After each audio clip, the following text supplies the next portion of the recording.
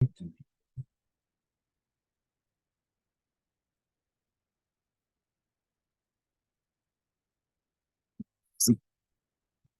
vamos a iniciar. Pues ante todo, disculpen el caso por finalmente tener a veces en esta retraso, buscando un espacio donde intentar compartir con ustedes en estos minutos. Por eso que ha sido una de las razones por las cuales me, me he demorado un poquito más de lo habitual. Bien, vamos a hablar un poquito sobre células madre, es una cosa que es súper interesante.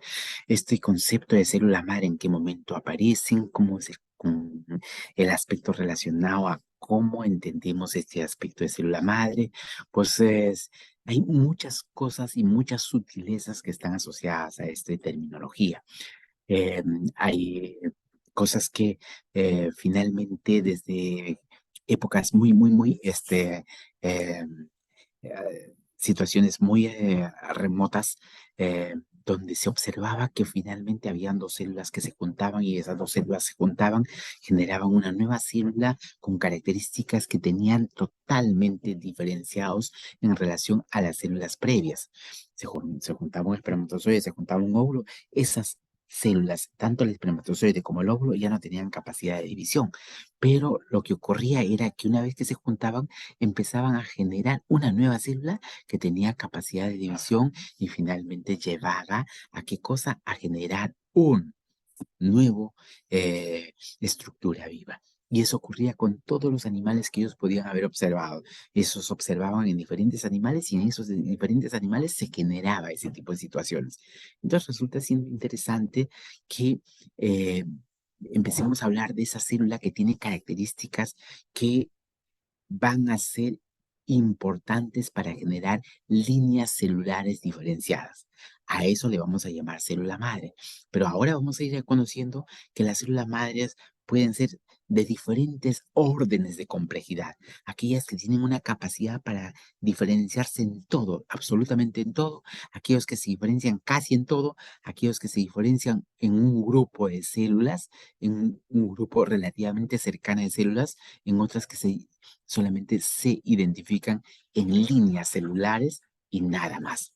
Entonces vamos a hablar de células madre con características diferenciadas, dependiendo de qué tipo de célula estamos conversando. Entonces, una característica de esta célula madre justamente es sus particularidades relacionadas a ser una célula totalmente indiferenciada que todavía no genera diferencias entre su célula básica para generar un linaje celular. Y eso es lo que vamos a intentar graficar en estos minutos.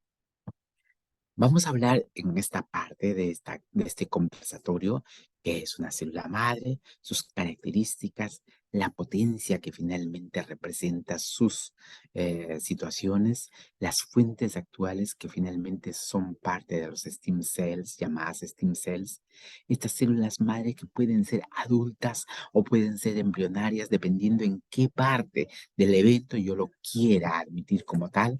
Entonces, todo eso de ahí es un motivo para empezar a identificar y apuntar la puntería para pensar también cómo yo consigo estas células llamadas stem cells. ¿Qué aplicaciones clínicas de la célula madre yo puedo sacarle ventaja? ¿Y qué otras opciones de índole, de contradicción bioética finalmente se está generando? Todo esto es materia de esta conversación que hoy día vamos a iniciar. ¿Es importante tomarlo en consideración? Por supuesto que sí. ¿Necesitamos estar muy acordes con ello? Claro que sí. En todo caso, vamos a ir viendo algunos conceptos que son muy irrelevantes en relación a lo que estamos intentando graficar, que son células madre. Por definición, decíamos que el stem cell o célula madre son un grupo de células que va a tener dos propiedades importantes.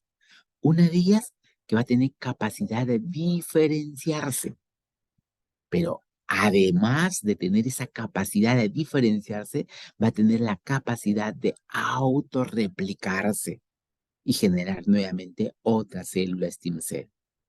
¿Ya?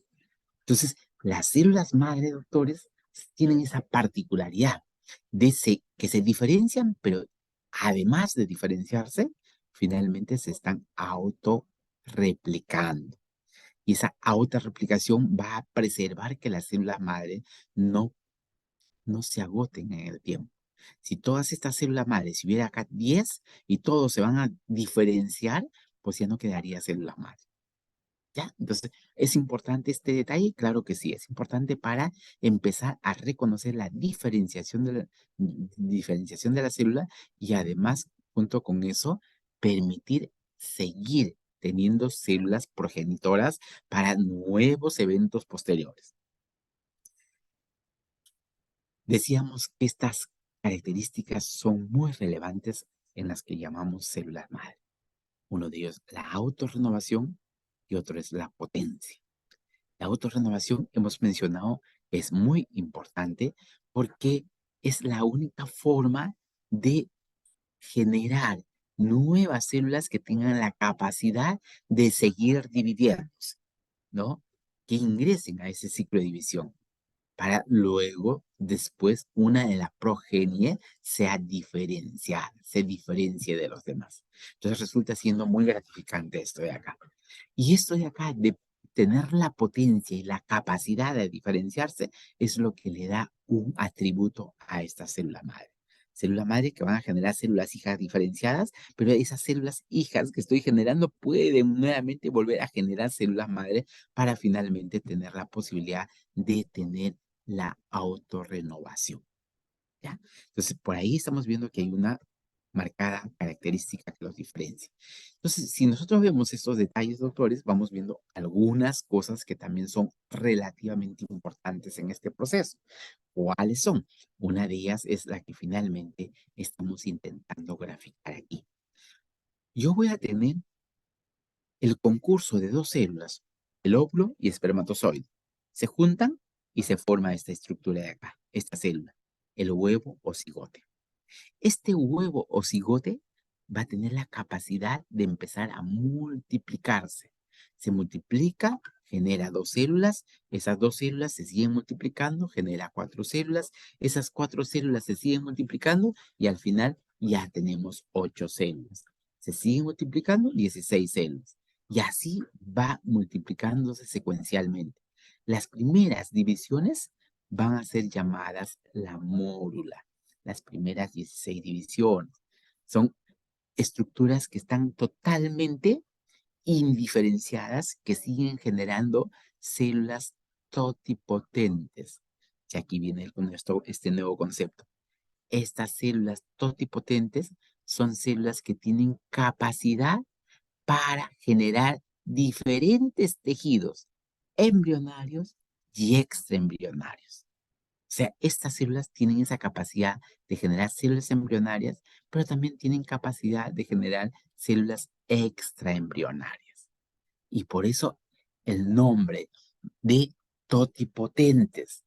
El otro nombre que ya debo empezar a grabar es estas células madre pluripotentes. ¿Qué diferencia las totipotentes de las pluripotentes? Es que estas pluripotentes no pueden generar células extraembrionarias. Pueden transformarse en cualquier tipo de tejido corporal, excluyendo placenta. ¿Y qué cosa es la placenta? Es un tejido extraembrionario, ¿ya? Y como es un tejido extraembrionario, finalmente aquí es donde se generan esas características, ¿ya? O sea, ya voy reconociendo dos conceptos, una las totipotentes y otras las pluripotentes. Decíamos que las totipotentes pueden diferenciarse en tejidos embrionarios y extraembrionarios, mientras que las pluripotentes solamente pueden diferenciarse en tejidos embrionarios. Y cuando hablo de tejidos embrionarios, estoy hablando cualquier tejido corporal, ¿ya? Todo mi cuerpo procede de un embrión. Entonces, estas células pueden diferenciarse en cualquiera de esos embriones, ¿ya? Es una cosa que es súper importante. Además de eso, vamos viendo otras características que tienen con este matiz. Hemos hablado de células totipotentes, pluripotentes, y aquí empezó a aparecer otras stem cell o células madre multipotentes, que se pueden diferenciar en otras células. Y aquí tengo un ejemplo interesante. Voy a tener esta célula, que es el stem cell multipotente, y esta célula stem cell se diferencia en dos células distintivas. Estas dos células distintivas son células madre también, ¿ya? Pero que van a dar origen al linaje celular, a linajes celulares. Pero esta célula madre de aquí ya no tiene esta capacidad de generar esta célula de acá. ¿Por qué? Porque este genera su propio linaje celular. Esta también solamente genera su propio linaje celular. Pero esta madre de acá sí es multipotente porque genera ambas y partiendo de ellas se generan los demás. Entonces estamos viendo estas células multipotentes. Se han generado células mieloides y células linfoides. Cuando hablamos de multipotentes, vamos a hablar también de dos tipos de células que se llaman las células oligopotentes. Estas células oligopotentes lo que me está generando es un grupo de células que tienen la misma estirpe celular. Son oligopotentes, ¿ya? Y cuando hablamos de células unipotentes o células madre unipotentes, lo único que están generando es una línea celular. Y les voy a explicar en este gráfico. A ver, quiero ver. No lo tengo acá. A ver, a ver, a ver. No, me pasé. Entonces voy a retroceder en este gráfico de aquí. Fíjense aquí. Regreso. Hemos estado aquí y estoy regresando aquí. Estoy hablando de células multipotentes. Esta era una célula multipotente. Estoy generando dos linajes celulares. Esta es una célula oligopotente. ¿Por qué? Porque me está generando, ¿qué cosa? Células de un linaje celular específico. Es un oligopotente. Aquí está generando eritroblastos, megacardioblastos. Estoy generando células del estirpe de los linfocitos. Pero digo acá, es oligopotente porque me genera líneas celulares finales que tienen característica de solamente producir una célula final. Los eritroblastos, ¿qué producen? Solamente eritrocitos. ¿Este eritroblasto qué será? Será un stem cell unipotente. Y lo mismo hablaremos del megacardioblasto, un stem cell unipotente. Y así veremos que las diferencias de célula madre están en relación de qué? En relación de su capacidad de poder diferenciar grupos celulares. Y esa capacidad finalmente le da la naturaleza de ser stem cell o célula madre. Esto es lo que mencionábamos y ahora acá vamos viendo cómo obtenemos estas células madre que finalmente para nosotros es importante tomarlas en consideración. ¿Por, por qué razones? Por una razón que es bastante crucial y muy necesario saber. Miren, las células madre hemos mencionado que yo puedo obtenerlo de las células embrionarias. También puedo obtenerlo del cordón umbilical. También lo puedo obtener de las células madre derivadas de la placenta y finalmente de células madre adultas. Pero cada una de ellas tiene un nivel de complejidad diferente. Cada uno de ellos tiene un nivel de accesibilidad relativamente sencillo. Algunas pues tienen factores desventajosos en relación a su obtención en relación al otro. Pero veamos de dónde obtenemos estas células embrionarias. Estas células embrionarias yo lo puedo obtener del blastocisto. ¿Recuerdan cuando hablábamos y decíamos que estas células, el óvulo y el espermatozoide se juntan y una vez que se juntan empiezan a dividirse? Dos células que tienen la capacidad de producir todo, son totipotenciales. Se siguen dividiendo, forman la mórula. Y después de formar la mórula, aparece ¿qué cosa? Este de acá, en la blástula. En este blástula están los blastocitos. Entonces, estas células blastocitas tienen capacidad de seguir dividiéndose, por supuesto que sí. Son los multipotentes, ¿no? Estas células van a tener una particularidad muy interesante, ¿no? Muy interesante. ¿Por qué motivo? Porque Estas de acá van a ser obtenidas ¿de quién? De ese embrión en formación, que está en su fase ¿de qué? En su fase de blastocisto. Ya se pasó de la mórula al blastocisto y en el blastocisto están justamente estas células blastocitarias, ¿no? Yo cojo una célula y esta célula de acá, doctores, solamente se puede, sí y solo sí, se puede diferenciar en células embrionarias y nada más. Todo lo que tengo en mi cuerpo se origina de un blastocito. Pero donde yo he estado albergado por 9 meses, que es la placenta, esa no lo puede producir el blastocito. Entonces, el blastocito resulta siendo un linaje celular multipotente, pero que no genera nada de aquellas estructuras no embrionarias, ya como por ejemplo la placenta. El cordón umbilical también es un elemento muy interesante para obtener sangre, cordón umbilical del recién nacido. Esas no pueden servir como células madres respectivas. Pero aquí viene un detalle que es importante reconocerlo y recordarlo, doctor. ¿Por qué? Porque esta partecita de acá nos es importante porque últimamente se ha hecho muchísima publicidad a cómo guardar células madre partiendo del cordón umbilical del recién nacido. ¿Y por qué se hace esto? Porque al final de cuentas, esas células madre guardadas me pueden ser unas células de gran valor cuando yo quiero hacer clonaciones. Y más adelante lo vamos a ver la importancia de la clonación hoy por hoy en el acontecimiento de la medicina que hoy día estamos intentando practicar y que cada vez más ustedes lo van a tener que hacerlo por la sencilla razón de que los eventos de los descubrimientos recientes van a permitir a que ustedes tener más recursos para hacerlo. Entonces, el cordón umbilical es una herramienta muy importante para poder hacer lo que estamos comentando. Pero también hay células madres derivadas de la placenta, por supuesto que sí, también. Por eso que eh, podemos tratar de sacar células madres o de la placenta o en su defecto de qué, en este caso, del cordón umbilical.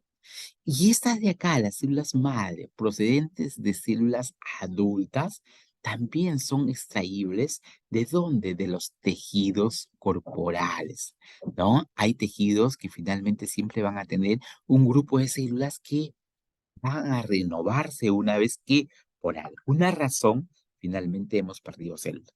Por ejemplo, cuando nosotros hacemos hepatectomías, quiere decir, hay resección de un fragmento del hígado, queda el resto del hígado y se ha visto de manera muy interesante cómo este hígado empieza a volver a multiplicarse para intentar llenar ese vacío que ha sido la resección parcial del hígado.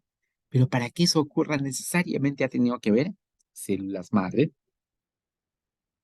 unipotentes que han permitido generar hepatocitos. Y eso se ve.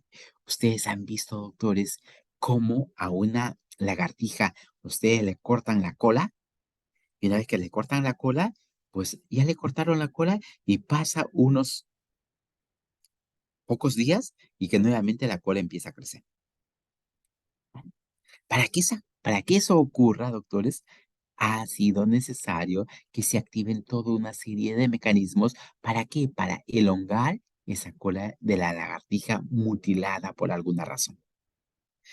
Eso que está pasando en un animalito que finalmente lo hace de manera relativamente normal, si eso pudiéramos hacer nosotros con una de nuestras extremidades que por alguna razón hemos sufrido una amputación, pie diabético, o un accidente traumático donde finalmente perdí mis dos extremidades inferiores. Fíjense lo talentoso que sería tener la capacidad de reconocer qué genes están involucrados en ese proceso de nuevamente reformar la cola de la lagartija. En el caso de nosotros sería nuevamente reestructurar la extremidad ausente que tenemos. Y obviamente, el día que se consiga eso, al que lo consiga probablemente le van a dar 2 o 3 premios Nobel juntos. ¿Por qué? Porque con eso, doctores, ¿cuántas personas que están en muletas por alguna razón, pues tendrían la posibilidad de nuevamente tener una parte de su cuerpo restablecido y hacer de su vida una vida de lo más normal posible. Y más aún todavía, hoy por hoy, hay guerras en Europa y encima en Asia, pues, ¿cuántos soldados mutilados van a haber? De los que quedan vivos, obviamente. Los muertos ya están enterrados, pero los que quedan vivos van a ver la forma de recuperarse y muchas veces esa mutilación no lo va a reemplazar nada. Le pondrán de repente alguna prótesis, sí, pues, pero sigue siendo prótesis. No, pero qué interesante sería que ustedes en algún momento, apasionados en la ciencia, ustedes decidan buscar una forma de estimular algo que normalmente ocurre en en la lagartija. Eso sería un interesante forma de ir aprendiendo. Ahora, hablando de animales, voy a hablar mucho de animales porque la clonación justamente empieza en animales. Vamos yendo aquí a ver estos dos tipos de células. Estas células madre que pueden ser embrionarias o pueden ser células madre de adultas. Si yo veo mi médula ósea, de acá mi médula ósea, yo puedo sacar una célula madre y esa célula madre puedo inducirlo. Inducción, así que me forme el hígado. Inducción a que me forme tejido nervioso. Inducción, voy generando glóbulos rojos, fibras musculares cardíacas, fibras musculares esqueléticas, piel. Todo eso yo puedo partir de dónde? De una célula madre que con un estímulo adecuado y óptimo puedo ir generando todo ello. Pero como hemos mencionado, las células madre, doctores, son un grupo de células que vamos a obtenerlo justamente a partir del blastocisto. Cuando obtenemos a partir de la mórula, esas células son totipotentes. Cuando lo hacemos del blastocisto, son pluripotentes. ¿Ya? Por un lado, totipotentes y por el otro lado, pluripotentes, dependiendo de dónde estamos sacando la célula, en este caso la célula madre, si es de la mórula o es de otro lugar. Esos embriones que han sido fertilizados in vitro, justamente van a servir para estudios importantes. Ahora les voy a explicar cómo se obtuvieron estas células madre embrionarias. Y les digo, todo esto de acá ocurrió ¿en dónde?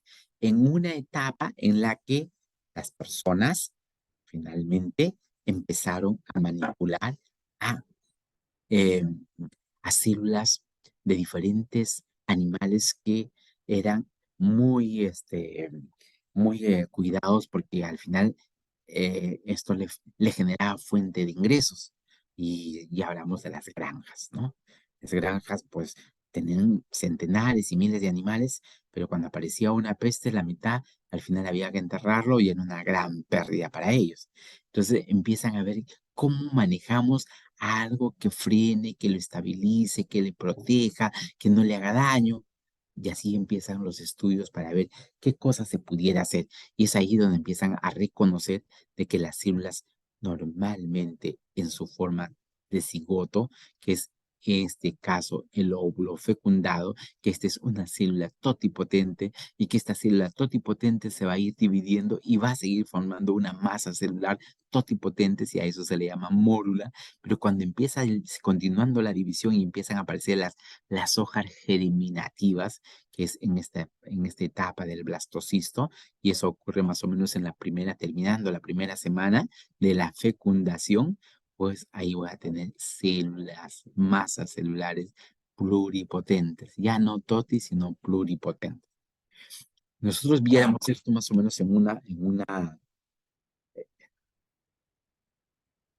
perdón, si nosotros viéramos esto en un esquema, diríamos, tengo el huevo fertilizado, ese huevo fertilizado se ha multiplicado, ya tengo la mórula y una vez que se ha generado la mórula ya empieza a producirse el blastocisto.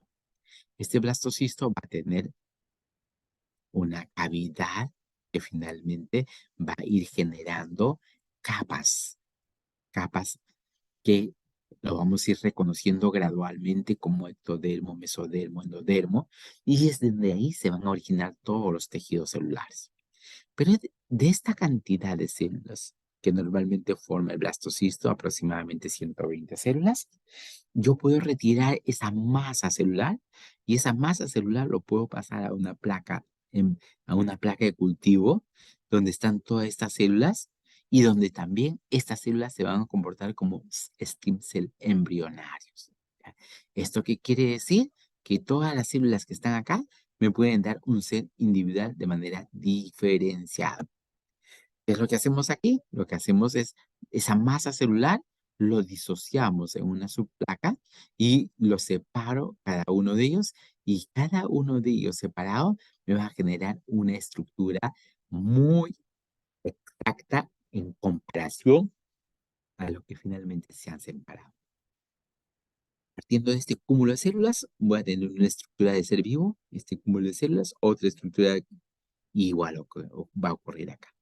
Entonces, aquí lo que estamos intentando verificar es que estas células madre embrionarias son pluripotentes porque tienen capacidad en ellas de permitir generar diferentes eh, grupos de células, pero que al final van a tener la posibilidad de generar todas las células que un embrión puede tener.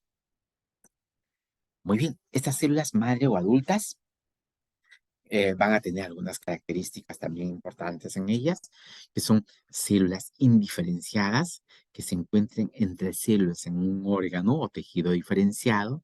Y aquí le voy a mencionar un detalle que es importante. Probablemente más de uno de ustedes ha ido en alguna oportunidad al gimnasio.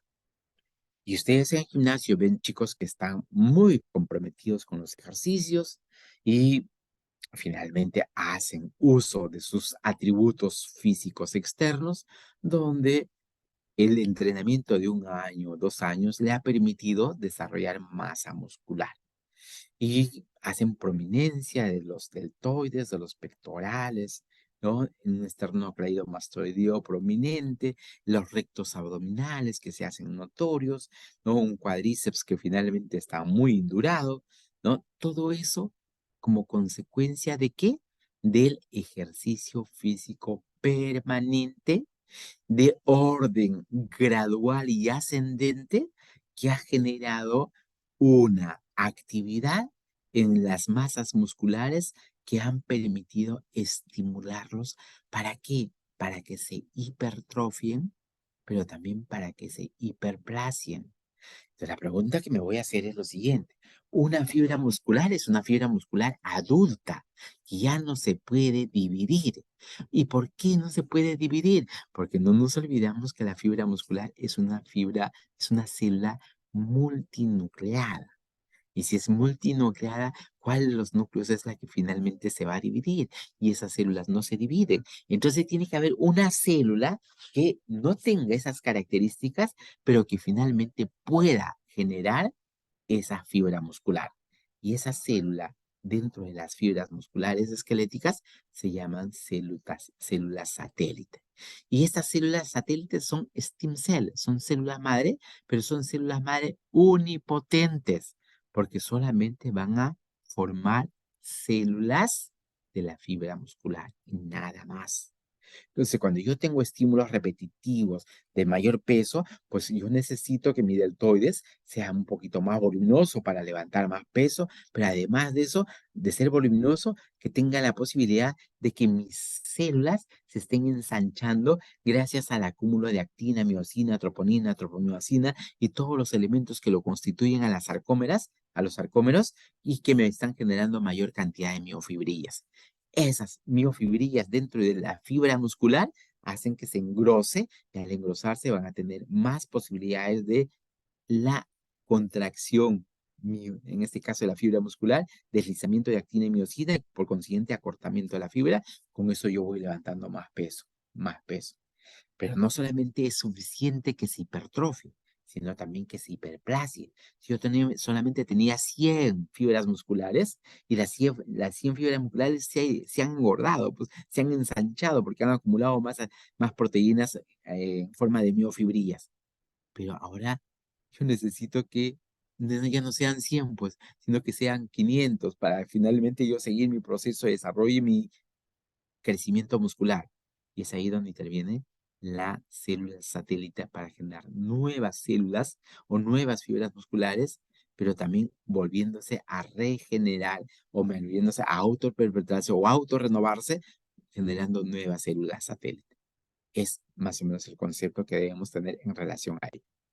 Entonces, las células madre, doctores, van a, de todas maneras, tener algunas particularidades y son residentes en áreas distintivas de diferentes tejidos.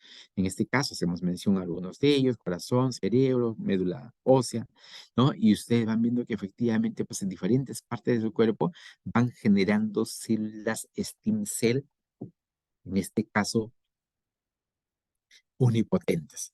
Los mioblastos, condroblastos, osteoblastos, el estroma de la médula ósea que produce más células de las que anteriores, las células hematopoyéticas. Voy a tener en el endotelio algunas formas de estímulo en el sistema nervioso central, igual que en el cordón umbilical y en los testículos. Siempre voy a tener. Bueno, y aquí vamos a ver una cosa que es interesante en relación a cómo se obtienen células madre adultas. En este caso, pues se ha cogido un fragmento de hueso de un ratón. Este se ha puesto en un cultivo, en un medio de cultivo. Perdón. Una vez que se produce en ese medio cultivo, las células empiezan a dividirse, se subdividen. Una vez que se ha subdividido, yo en ese medio cultivo voy a empezar a generar inductores. ¿Para qué? Para la formación de células sanguíneas. Y una vez que finalmente ya ocurrió esa inducción, aquí voy a tener células madre diferenciadas como células sanguíneas. Es lo que normalmente está ocurriendo. Esto es otro detalle que es importante recordarlo, que es lo que corresponde a las células madre adultas. Las células madre adultas yo los puedo obtener de diferentes lugares.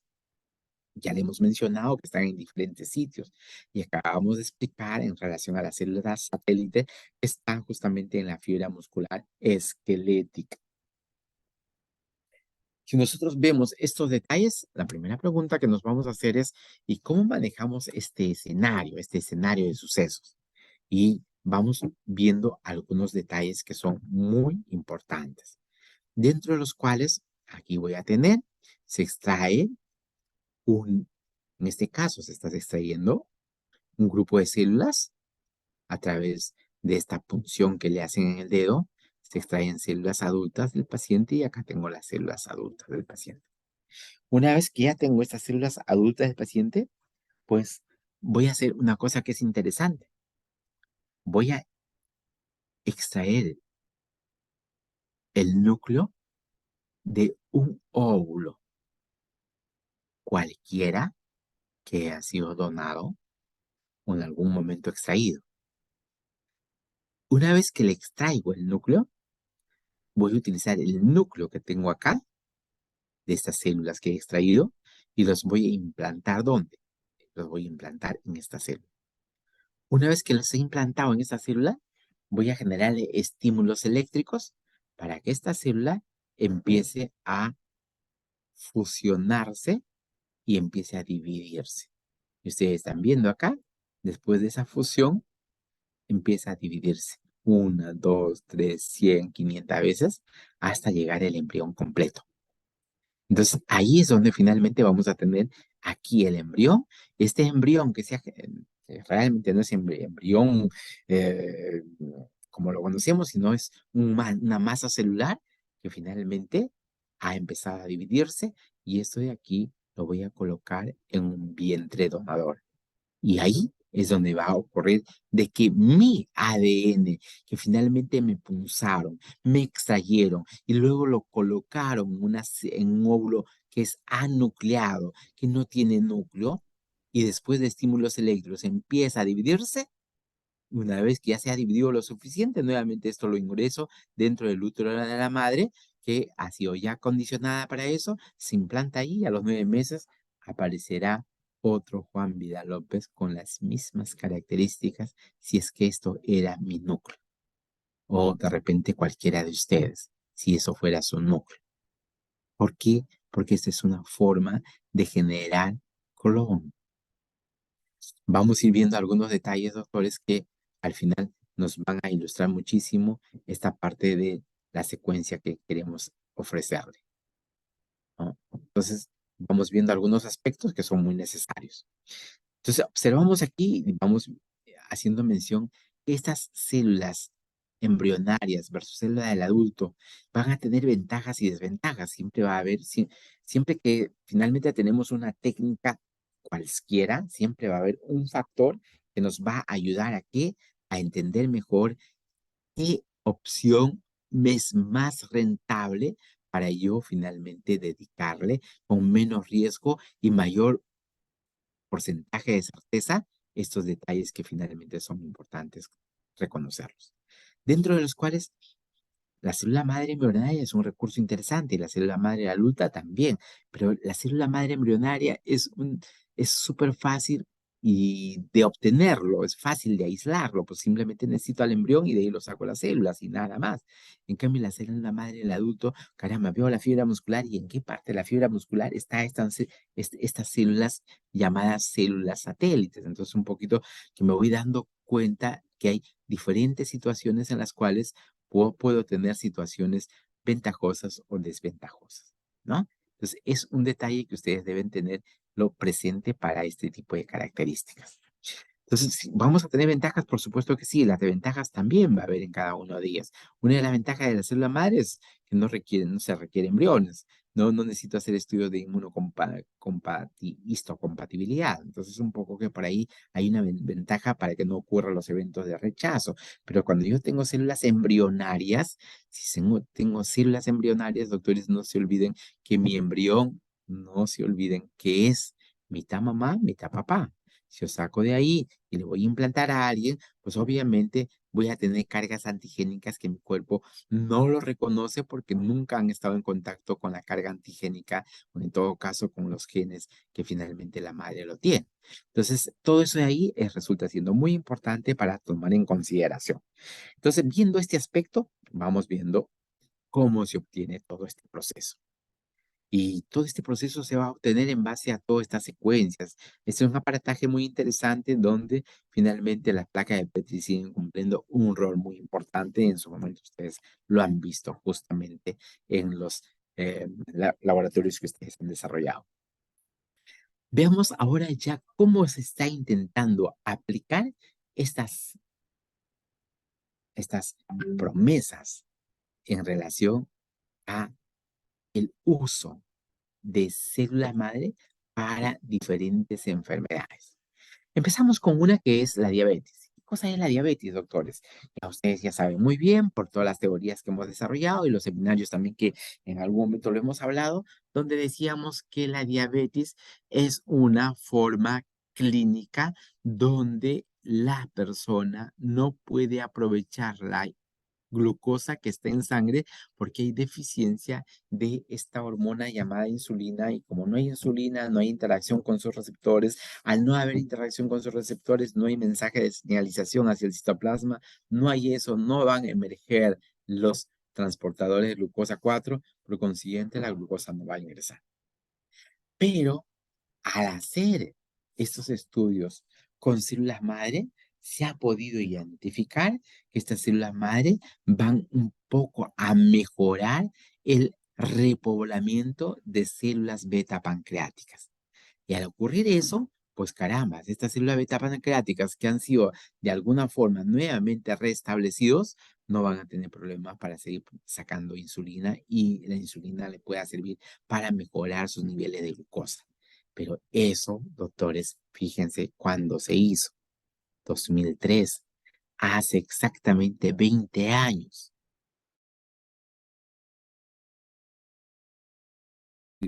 Pero en esa etapa también estábamos muy, predispuestos a saber cómo era el mecanismo, porque no solamente era cuestión de ponerle célula madre y esperar que ocurriera lo que tenga que ocurrir. Y lo que tenga que ocurrir es que finalmente ocurrió, que mejoraron algunos parámetros de control al momento de hacer las evaluaciones celulares. Por consiguiente, estábamos frente a un escenario que me decía que tal vez funcione, que tal vez no funcione, en algunos casos funcionó, en otros casos no. Entonces todavía estábamos en esa incertidumbre, ¿servirá o no servirá? pero han pasado 20 años de esos primeros hallazgos. Lo que pasa en aquel entonces, doctores, bueno, se hizo un boom publicitario a a este caso, a lo que se llama células madre, y en todos los lugares empezaban a querer querer hacer preparados e inyectar las células madre a las diferentes patologías que existían. Empezó haciéndose con la diabetes, después empezó haciéndose con otro grupo de enfermedades como el Alzheimer, ¿no? Como el Parkinson, que finalmente lo que buscaba es mejorar la cantidad de neuronas dopaminérgicas que normalmente en el Parkinson están bastante depletados. Pero no solamente eso, sino también ver la forma de mejorar las neuronas corticales que normalmente van perdiendo los que tienen Alzheimer. Entonces, era una cosa prometedora que empezara a aparecer unas nuevas señales de que había una tendencia a intentar repoblar zonas despobladas de este tipo de células. Pero finalmente, un poco que el entusiasmo nos ganó, pero era muy necesario seguir indagando en estos aspectos. Ya tengo un resultado, hay una imagen, pues yo tengo que hacer todo lo posible en esclarecer esa imagen. ¿Por qué mejoró? ¿Por qué está así? ¿Qué es lo que hizo en relación a sus estados basales, esta célula madre? ¿Qué es lo que finalmente formó? ¿Qué nuevas sustancias están generándose ahí? Todo eso es todavía un largo recorrer de preguntas sin respuestas, pero que muy probablemente no en mucho tiempo eso va a tener respuestas y respuestas muy cercanas. Entonces, esto de acá también, o sea, no solamente fue Alzheimer, sino también otras enfermedades como la esclerosis múltiple, como también en algún momento hemos llamado una enfermedad que ha sido muy frecuente y muy mentado, que es la esclerosis lateral amiotrófica. Esta enfermedad finalmente fue la que de alguna otra manera llevó a la postración a este investigador británico, es Stephen Hawking, ¿no? Pero al igual que postró a Stephen Hawking, también postró a uno de nuestros mejores rockeros, ¿no? Que este, finalmente estuvo muy presente en los acontecimientos sociales y obviamente como solista ya había triunfado mucho. Me estoy refiriendo ¿a quién? A Pedro Suárez Várez. Entonces, también tiene la misma enfermedad. ¿Qué pasa en esa enfermedad? Esta parte del axón empieza a desmielinizarse. La mielina que lo recubre empieza a perderse, a perderse, a perderse. Al no haber mielina, esta conducción del axón se hace súper lento, porque la mielina es lo que permitía que los impulsos sean saltatorios, y saltaba de extremo a extremo y llegaba mucho más rápido a su punto final. Pero al no tener esto de acá, esta esta conducción se hace lenta porque tiene que atravesar todos los segmentos y eso genera mucha limitación funcional. Ya, al igual que ha ocurrido en relación a estas enfermedades, también se hizo estudios muy interesantes para ver cómo respondían estas células neuronales que habían sufrido una sección medular, ¿no? Y se estudió a muchos de estos para ver si es que existía la posibilidad de haber algún tipo de mejora en relación a esa limitación funcional que existía. Y también se esbozó que había nuevos intentos de regeneración, pero al final ya nos estaba dando un parámetro interesante. Nos estaba diciendo que hay algo que está queriendo estimular y ese algo debe estar justamente en relación a las células madre que se le estaba inyectando. También hubo estudios muy interesantes en lo que se llama isquemia coronaria, donde eh, am, se hizo siempre en animales de experimentación, utilizaron a las ratas de tal forma que le pusieron isquemia miocárdica provocada, y después de hacerle ese isquemia miocárdica provocada, al final se hacían estudios para ver cuál era el impacto de lo que en este momento ya no tenía. Y al final se veía pues que habían lesiones en el corazón y esas lesiones en el corazón ya eran focos de a funcionabilidad del corazón. Ya no funcionaba en esa parte del corazón, ya no se contraía porque era una especie de tejido muerto. Entonces, al final, doctores, ocurre un detalle que es interesante. Se inyectan esta célula madre y ¿qué es lo que se observa? Repoblamiento de células funcionales en el área de la necrosis, en el área de la isquemia, en el área del lugar que había sufrido daño. También fue relativamente alentador estos hallazgos y esto también sigue siendo publicado en 2003, hace 20 años. Entonces, estamos viendo de que el pum de la publicidad, el pum de la información, el pum de todo aquello que estaba ocurriendo, ocurría justamente de manera audaz y de manera rápida en momentos determinados de la vida. Pero lo más importante de todo esto es que el hombre empezó a trazarse objetivos en base a estos detalles. Y empezamos a ver lo que correspondía a los embriones que eran procedentes de quién, en este caso, de la vaca. Y vamos viendo algunos detalles que finalmente nos van a ayudar a entender mejor. Tengo el embrión en el tercer día, el embrión en el sexto día, y este embrión en el sexto día ya debe volver a colocarse dentro del vientre de la madre. Si no, no va a haber posibilidad de que desarrolle. En medios ambientales, pues no tenemos todavía no tenemos la tecnología para que un feto, mejor dicho, un embrión, vaya a una especie de incubadora donde se le suministre oxígeno, CO2, se le genere circulación, se le genere liberación de muchas otras cosas para que realmente ese recién nacido sea viable. Todavía eso, por ejemplo, por ahora es una fantasía. Que más adelante puede ser realidad, a mí no me quepa la menor duda, que más adelante va a ser realidad. O sea, los bebés más adelante probablemente ya no van a nacer, ¿en dónde? En el vientre de la madre. No van a nacer del vientre de la madre, sino van a nacer del vientre de en este caso, de una máquina que va a suplir en este caso, al útero en su proceso de crecimiento gradual y progresivo del embrión que se está formando. Todo eso es factible, finalmente, verlo, pero de todas maneras era importante hacerlo mención. Aquí yo tengo ovarios de aquellos animales que han fallecido, en este caso puede ser una vaca que haya fallecido, y estos ovarios post-mortem son utilizados para recolectar ovocitos inmaduros. Una vez que hemos recolectado ovocitos inmaduros, pues lo que hacemos es una aspiración folicular y luego de eso vamos a generarle una maduración in vitro, o sea, fuera de su hábitat. Y voy a tener los ovocitos maduros, listos para ser fertilizados. Ya tendría allí mi forma de tener la posibilidad de hacer incluso una inseminación in vitro para que todos estos ovocitos finalmente puedan ser viables. ¿Pero de dónde los saqué? De estos ovarios de animales que han muerto, pero que todavía están viables. Saco de ahí y saco 2, 3, 4, saco 2, 3, 4, y al final con eso estoy consiguiendo de tener ovocitos maduros listos para ser fertilizados. Una vez que yo tengo el ovocito maduro, pues lo que voy a hacer es colocarle el espermatozoide. Eso se llama fecundación in vitro. Tengo el ovocito maduro, ingresa el espermatozoide y acá ya tengo al embrión unicelular. Fíjense que estos hechos, doctores, han ocurrido a través de mucho tiempo. Desde la década del 80 ya se hacía inyecciones pronucleares para verificar los eventos transgénicos. Y así aparece en la década del 90, en la época del 2000, todo esto en animales nada más.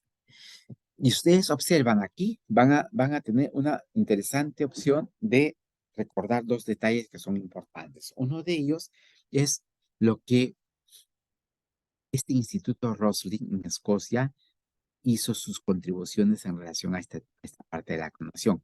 Pero acá en estudios preliminares, por ejemplo, lo que pudieron hacer es producir leche con alfa-1 antitripsina humana.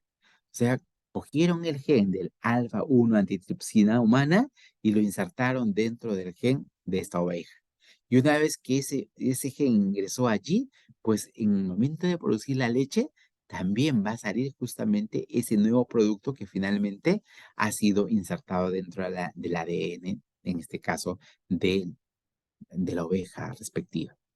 Al igual que ocurre esto con la oveja, también hicieron con la gallina. Con la gallina también en el mismo Escocia, en el mismo Instituto Roslin, hicieron lo que ahora les estaba contando, ¿no? Que estas gallinas que pueden haber sido insertados con el gen que produce el interferón humano en la clara del huevo y al final ese huevo salía con una dosis importante de interferón. Y el interferón es una interesante molécula que finalmente nos va a ayudar muchísimo a defendernos de las diferentes partículas virales que nosotros podemos haber hecho contacto con ellas. Todo esto de acá voy ganando más espacio y finalmente en Estados Unidos también en la Universidad de Harvard, Missouri, justamente crean unos cerdos que finalmente tengan capacidad enzimática de reemplazar el omega 6 en omega 3. De tal forma que comer un trozo de carne de estos cerdos resultaba siendo beneficioso porque al final me estaba generando omega 3 para evitar los asuntos de la aterosclerosis. Algo parecido también ocurre en Argentina, ¿no? Donde eh, lo que hacen es colocar fragmentos de ADN, en este caso, en esta vaca. ¿Para qué? Para que a través de la leche produzca lisocina y lactoferrina en la leche, en este caso en la leche de vaca. Normalmente estas proteínas solamente lo produce la madre, ¿no? Al momento de lactar a su hijo, produce esa situación. Pero cuando no está en etapa de lactancia, tampoco no hay leche y además de eso, no hay la posibilidad de que eh, en las inmunoglobulinas, que se llaman las inmunoglobulinas secretoras, se acompañen a la succión láctea. Entonces, vemos otros estudios y en Massachusetts eh, aíslan el gen de este salmón del Atlántico, separan el gen de la hormona de crecimiento de este pez. Y una vez que han hecho eso, pues lo utilizan como un recurso adicional para que este pez tenga volúmenes y crecimiento mucho mayores. Fíjense aquí, pues caramba, esto de acá es 3 o 4 veces más que esto de acá. Entonces, ahí lo que ocurrió justamente es la dación de un grupo de moléculas que finalmente ayudaron al crecimiento de este salmón del Atlántico. Y se hicieron estudios también interesantes en relación a estos peces decorativos, los llamados goldfish. Estos peces llamados goldfish normalmente son decorativos cuando están de día, porque podemos visualizarlo. Pero ¿qué hicieron aquí en este estudio? Utilizaron un grupo de proteínas fluorescentes, de tal forma que estos peces podían nadar en la noche y toda la noche estaban siendo iluminadas por sus propios fluorescentes que tenían insertos en la piel. Resultó siendo una cosa súper interesante. Y es así que finalmente empiezan a hacer otros estudios con este mismo mecanismo de la fluorescencia en ovejas. En ovejas para reconocerlo en la absoluta oscuridad, lo podíamos reconocer porque finalmente ellos emitían también luz fluorescente. Y de esa manera empezamos a ver de que estamos ante un escenario nuevo donde la medusa tenía la posibilidad de tener ya por sí solo un recurso muy interesante para generar información lumínica gracias a esas proteínas que hemos mencionado. Y ustedes tienen acá la medusa de cristal, eh, llamada Coria Victoria. Esta Coria Victoria finalmente tiene proteínas que son luminiscentes. Y como son luminiscentes, iluminan la estructura de quien lo tiene. Y eso es lo que se puso a los goldfish y se puso a las ovejas una vez que se fue aislando. Pero como siempre decimos, cuando las cosas son tan buenas, no necesariamente son del todo buenas, sino a veces necesitamos reconocer también que hay muertes embrionarias en ese proceso. Hay malformaciones de órganos, hay hemorragias encefálicas. Vendría a ser la parte que finalmente muchas veces no lo decimos, pero que es importante recordarlos y decirlos porque es parte también de este proceso de aprendizaje que vamos teniendo gradualmente. Siempre vemos los resultados finales y los resultados finales sí pues son muy interesantes, pero no hemos visto todo el camino. Y en el camino ha habido una serie de situaciones y afecciones que en esta parte se los estoy presentando, ¿no? Hay una serie de daños en el proceso de clonación, hay pesos y tallas variables, hay macroglosia, malformaciones articulares, todo eso han sido observados, pero finalmente a pesar de esas observaciones que se han hecho, esto ha proseguido porque era importante tomarlas en consideración y ha proseguido porque resulta siendo gratificante todo ello. Pero para esto justamente empiezan a aparecer los diferentes estudios que se van haciendo con edición genética. Y el año del 2010, o sea, hace 13 años, se inician con estos estudios de edición genética. Estos estudios de edición genética utilizan algunos recursos como estas que estamos presentando para intentar coger fragmentos de ADN, sacarlos y meter otra cosa. Y es así como se inician estos estudios de edición genómica con esta técnica que estamos haciendo mención, y el Instituto Rosling, usando esta técnica, consigue que estos cerdos no fueran dañados cuando la peste porcina llegara a ellos. Entonces resultó siendo muy importante porque esta peste porcina africana mataba muchos animales.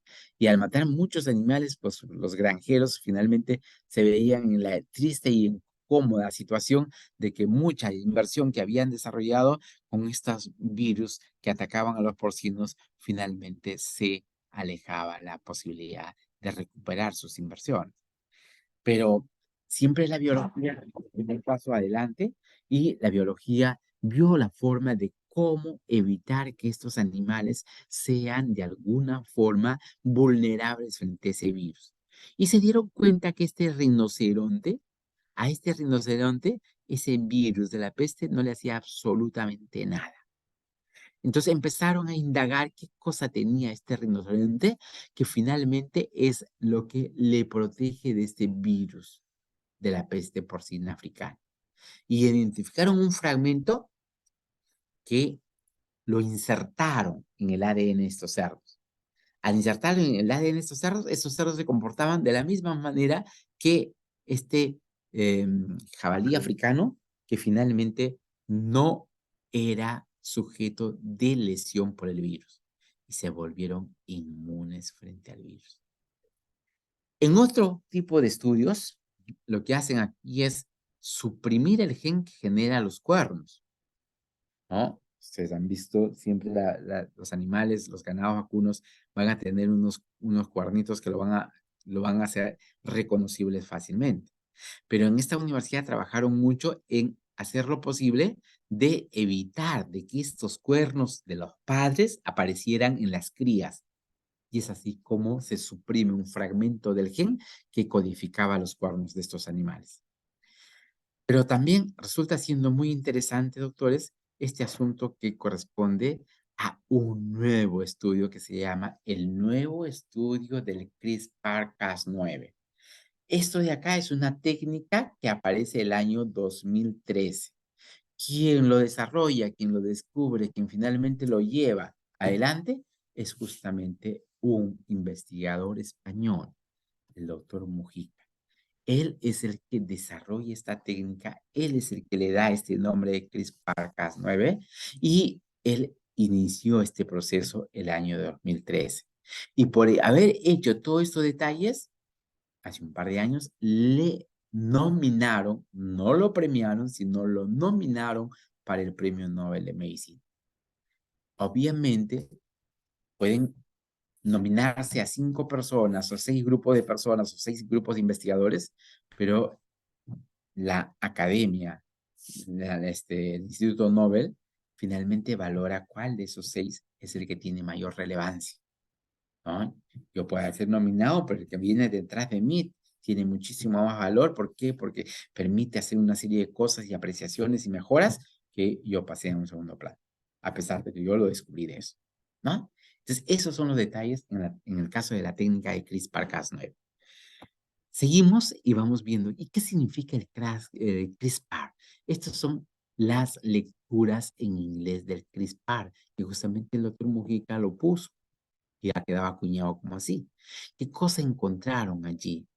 Encontraron regulación, secciones cortos de regiones palindrómicas que se repetían de manera regular.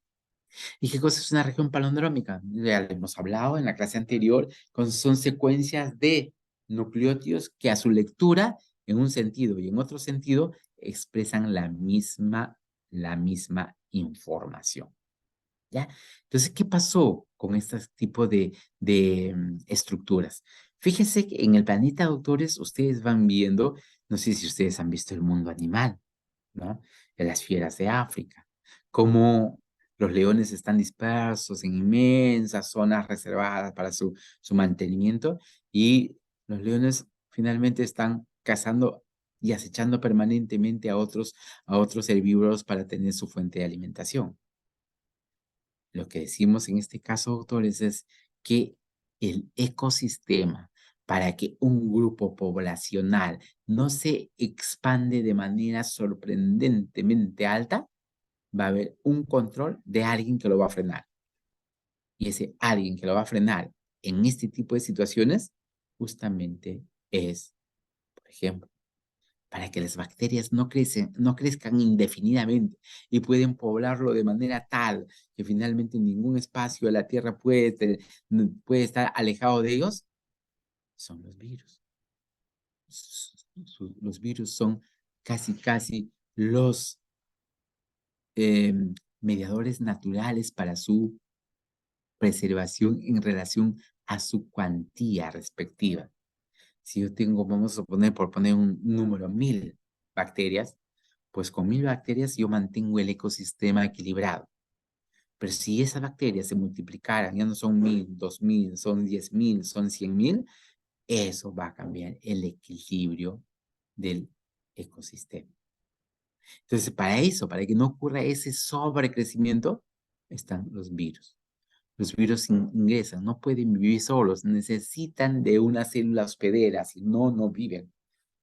Y necesitan de la célula hospedera, ¿para qué? Porque la célula hospedera le va a proporcionar todo para que fabrique todo lo que él necesita para seguir multiplicándose. Utiliza a la bacteria para autofabricar sus propios requerimientos. Y una vez que ha utilizado eso, al final, esta célula que lo alberga, esta célula revienta. Si es una bacteria menos. Pero al igual que en el mundo ya mucho más complejo como nosotros, las bacterias también aprendieron a defenderse. Se dieron cuenta de que los virus lo estaban destruyendo. Y al darse cuenta que estaban destruyendo, que estaban siendo destruidos, pues empezaron a generar fragmentos de ADN con secuencias repetitivas de regiones palindrómicas, donde el CRISPR lo puede reconocer para hacer los cortes respectivos. Eso de allí sirvió para que esta zona pudieran generar una sustancia, justamente un CRISPR, que es secuencias repetidas de regiones palindrómicas, generaban eso, se acoplaban a una proteína, y una vez que se acoplaban a la proteína, iban a las proteínas de la partícula viral y lo cortaban. Basta que lo cortaban en dos, ya no era esa proteína. Y esa proteína ya no me servía para mi propósito de replicación. Y es así como estos virus fueron, de alguna u otra forma, tolerados bastante bien, que al grado que podían destruirlo. Y por eso es que se habla de estas proteínas que tienen un efecto inmunológico. O sea, recordaron a este virus no sé, que generacionalmente fue pues hace 5, 4, 6, 8 meses, pero lo recordaron y cuando vuelve a ingresar ya están preparados con esta técnica que es PAR, inmediatamente cortan al virus y el virus ya no tiene posibilidad de meter su material genético dentro de la estructura del ADN. Esa técnica del 2013, que es la edición genética a través del CRISPR-Cas, esta de acá lo que me permite reconocer fragmentos de ADN. Y fíjense que utilizando esta técnica llegaron a generar vacas resistentes al Mycobacterium tuberculoso. Esas vacas resistentes al Mycobacterium tuberculoso resultó siendo gratificante. Pero también no solamente hicieron eso con las vacas, sino también hicieron eso con los cerdos para producir virus que fueran resistentes al síndrome respiratorio que normalmente cuando cogía a los porcinos los mataba por ahogo, por asfixia.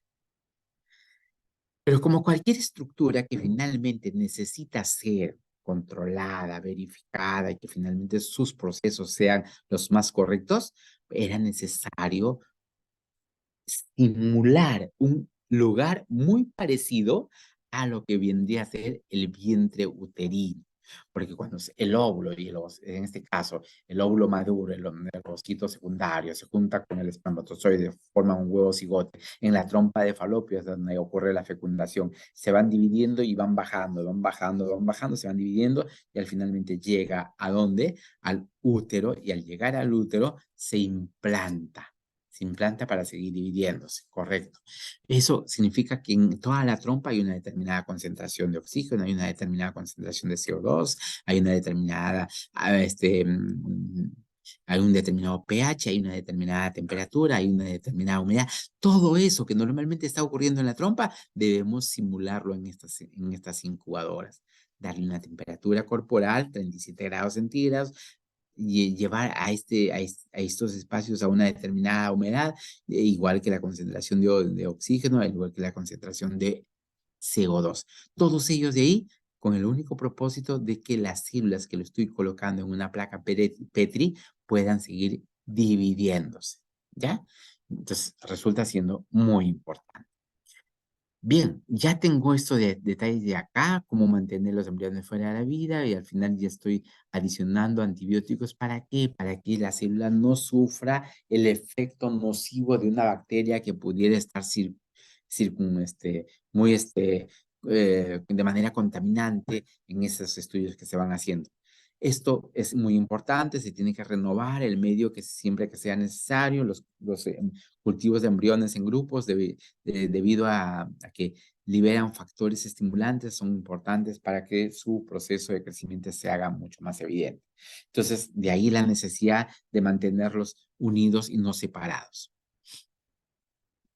Bien, entonces vamos viendo esta secuencia y vamos hablando en relación cómo evaluar estos embriones. Decíamos que nosotros vamos a tener estadios distintos en relación a la etapa embrionaria, ¿no?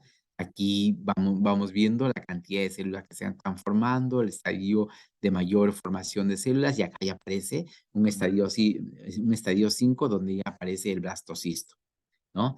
Este blastocisto se hace mucho más notorio, pero estas ya son células del blastocisto que van a dar justamente el origen a todos los tejidos corporales, el acúmulo de células embrionarias.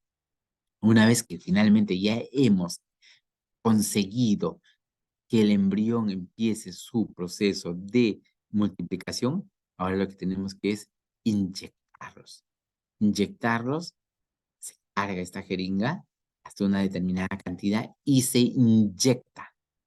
¿Dónde? ¿A quiénes? A estas de acá. ¿Para qué? Para que inicie el proceso de crecimiento del embrión. Ya, es un detalle que es muy importante. Aquí vamos a ver, doctores, una cosa que es muy interesante. ¿Cómo aparece el CRISPR? Que es la técnica que hoy día es más usada para hacer edición genética. Y vamos viendo algunos detalles. El año 2012, científicos europeos y estadounidenses desarrollan moléculas que van a facilitar la modificación del ADN. En el 2013 también algo parecido ocurre con otros investigadores, pero en otro país, que en este caso era China. El 2014 empiezan a alterar embriones humanos utilizando la técnica del CRISPR, ¿ya? Su objetivo era corregir mutaciones a causa de una enfermedad sanguínea llamada beta-talasemia. El 2015 ya hay muchos observaciones en relación a este tipo de estudios genéticos donde científicos de varios países dicen que sería una manera irresponsable de crear embriones editados. En 2015 también aparecen algunos em, notificaciones a través de la FDA para intentar la prohibición de este tipo de actividades genéticas. Fíjense acá que es un detalle súper interesante. Seguimos esta secuencia y llegamos aquí y vamos a hablar de este investigador chino. Se llama Jiang Qiu Jin. Este chino, He Jiankun, resulta siendo muy interesante porque este es este investigador chino, He Jiankun. Este investigador hace la primera clonación en humanos. ¿Cómo lo hace? Eh, Coge el embrión en estadios iniciales, obviamente, en estadios iniciales, y decide sacarle un fragmento del ADN que codifica una proteína. Y esa proteína es muy importante para que el virus del HIV ingrese dentro de la célula. Pero a ese investigador se le ocurrió decir, pues, oye, le quito esta proteína y si todo lo demás se mantiene, pero voy a conseguir algo, que estas dos gemelitas no se van a infectar jamás del HIV. Por más que sus parejas todos sean HIV positivo, pero ninguno se va a infectar porque ya no tienen cómo entrar estas partículas virales. O sea, el propósito fue muy noble. El asunto era que para hacer ese tipo de estudios necesitamos siempre la autorización de los comités de ética.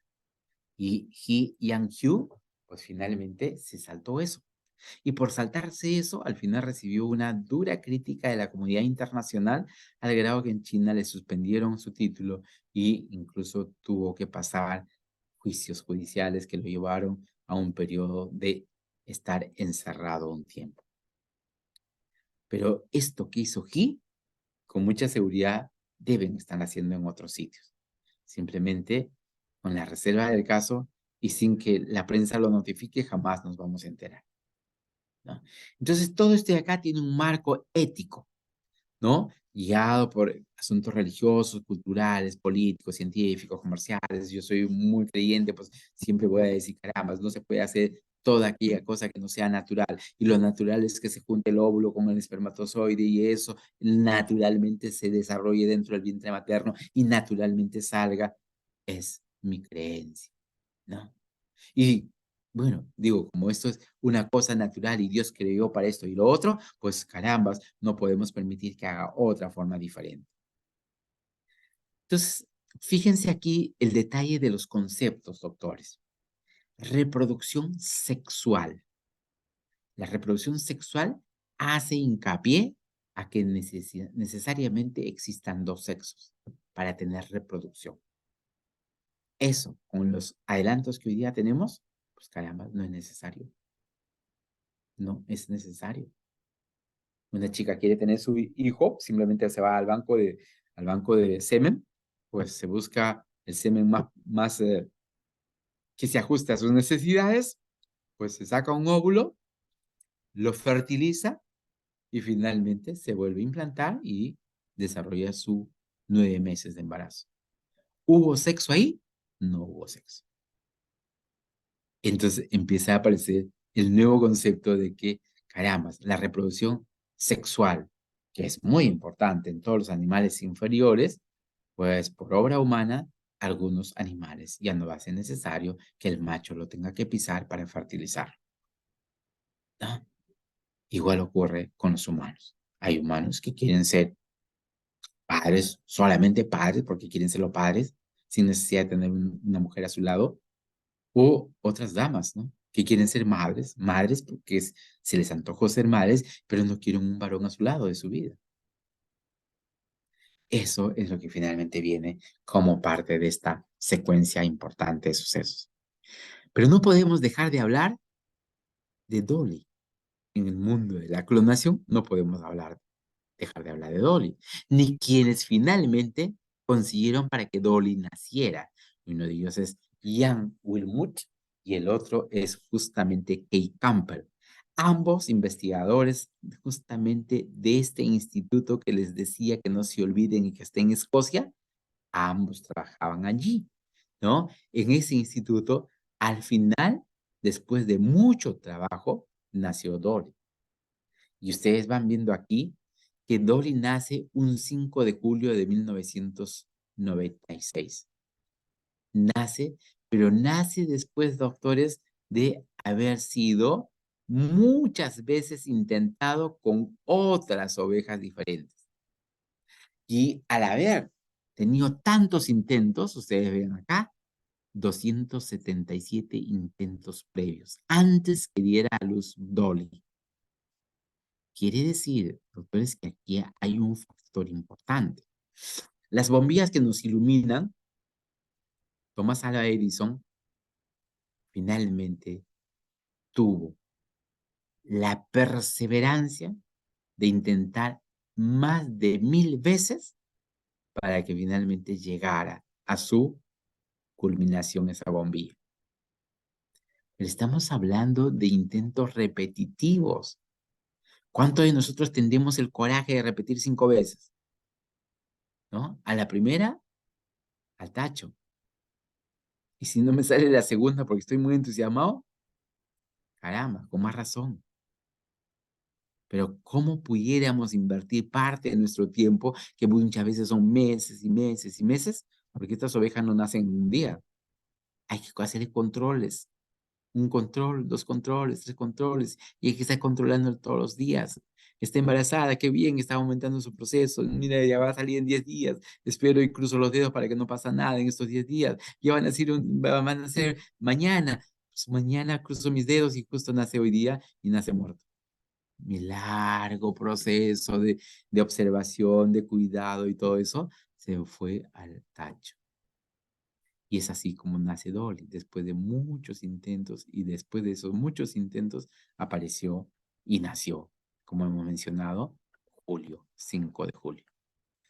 Muy bien. La pregunta es, ¿por qué le pusieron Dolly? Estos dos investigadores, tanto eh, Kim Hlet, Kay Campbell Ian Wilmut, ambos eran amantes de la música americana y eran muy amantes de esta cantante Dolly Parton. Y Dolly Parton es justamente su inspiración para ellos dos, porque le pusieron Dolly a esta oveja, en homenaje a Dolly Parton. Pero no solamente ha habido clonaciones en el mundo desarrollado. También en nuestro país ha habido clonación. Estos dos investigadores de la Universidad del Amazonas, un biólogo y otro zoólogo, finalmente dieron a luz a Alma C. ¿Y quién es Alma C? Alma C, doctores, es el clon de una vaca que murió años antes. La Universidad de Amazonas en su afán de mejorar el tipo de ganado que finalmente tenía en sus instalaciones, compra esos ganados, los Brownster, que son inmensas vacas que creo que sale 20, 30, 40 litros de leche diaria, con inmensas ubres que tiene. Pero antes de haber producido ni siquiera la primera leche, nunca tuvo una cría, se muere esta vaca. Se murió la vaca. ¿Y qué es lo que hicieron? Cortaron la oreja y lo guardaron en criopreservación. Lo guardaron durante varios años. Y una vez que lo guardaron durante varios años, doctores, al final de cuentas ocurre de que después de eso sacaron las células de allí, sacaron su ADN de esas células y cogieron el ADN de otras vacas, el óvulo de otras vaquitas, le sacaron su ADN, lo ingresaron el ADN de esa vaca que fue muerta, estimularon eléctricamente y empezaron a producir los cambios. los cambios muy importantes de la multiplicación. Y después de unos días en el laboratorio, lo implantaron en los vientres de muchas de las vacas que hay. Y una de ellas es Alma C, que cuando ven la foto es exactamente igual a la madre que también está fotografiada antes de que se muera. Justamente acá está el clon de ese animalito. Después de eso ha habido muchas clonaciones con animales domésticos, dentro de ellos los perros y los gatos han sido los más llamativos en las clonaciones. También se han hecho clonaciones, en este caso, en caballo de raza, y finalmente todo eso se dio en ese proceso de evento que les comentaba. Nos vamos a quedar acá, doctores. Voy a pasarle la lista inmediatamente. Espero que me dé tiempo para pasarles a todos. Acá solamente tengo unos minutos de batería y no había tarido la extensión, pero igual, vamos a pasar. Por favor, salgo de aquí. Ustedes activen sus micros, que vamos a empezar a registrar su asistencia, ¿ya? Y con eso vamos a ver cómo manejamos este aspecto, ¿ya? Hay algunos que todavía siguen entrando. Ujú. A ver si me permite. Acá está.